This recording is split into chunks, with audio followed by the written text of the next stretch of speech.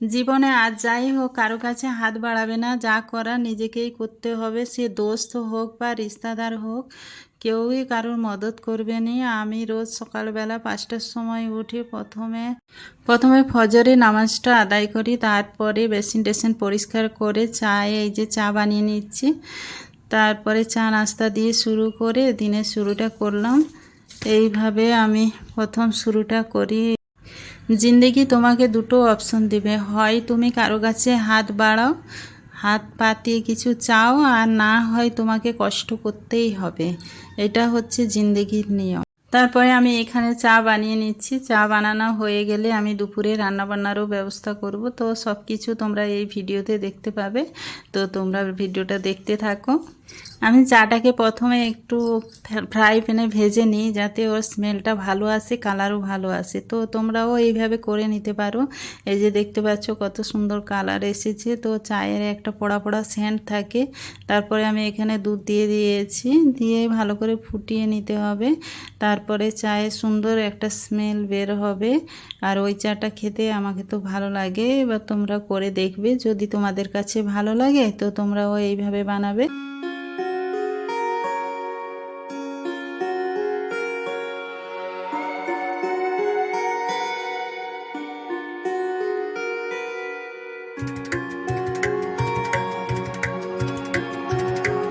আল্লাহ পাক আমাকে যা তৌফিক দিয়েছে, আমি চাইলে বসে খেতেও পারি, কিন্তু আমি এটাকে পছন্দ করি না। তো আজকে আমি উচ্ছা রান্না করব, উচ্ছা দিয়ে আলু দিয়ে চিংড়ি রান্না করব, এবং ডিমের চাটনি করব, আর ইলিশ মাছের ভাপা করব। তো এখানে রান্নার জন্য দুপুরবেলা প্রস্তুতি নিয়ে নিয়েছি। তো তার জন্য প্রথমে উচ্ছাগুলোকে কেটে নিয়েছি, তারপরে পটাটোগুলোকে এইভাবে কেটে নিচ্ছি। তো আমি সকাল সকাল রান্নাটা শেষ করব, তারপরে ঘরের কাজগুলো করতে হবে। এখানে পেঁয়াজকেও কুচিয়ে নিচ্ছি।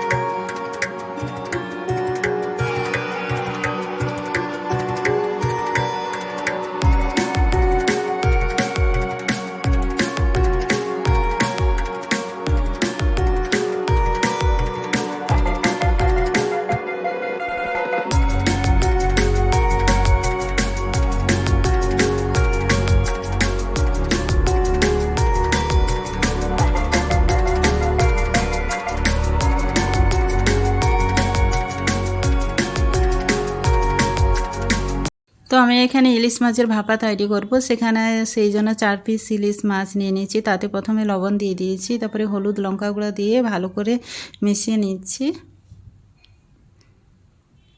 যাতে লবণগুলো ভালো করে ঢুকে যায় মাছের ভিতরে, তখন খেতে ভালো লাগবে। তো এটা মাখিয়ে কিছু সময় রেখে দেব।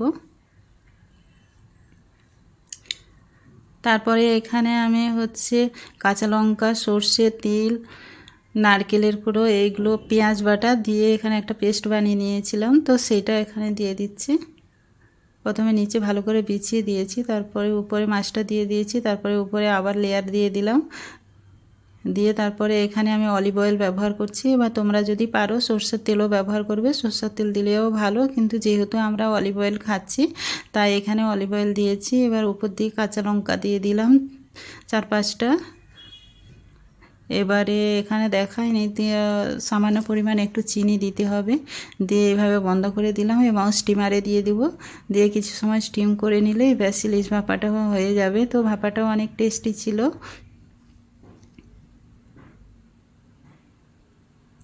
তারপরে এখানে আমি রান্নাবান্না প্রায় শেষের মাথায় হয়ে গেছে। তো আমি এখানে কিচেনটাকে ক্লিন করে নিচ্ছি।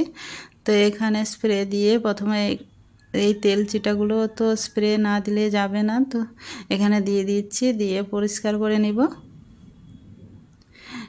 কাউন্টার টেবিলও ভালো করে পরিষ্কার করে নিতে হবে।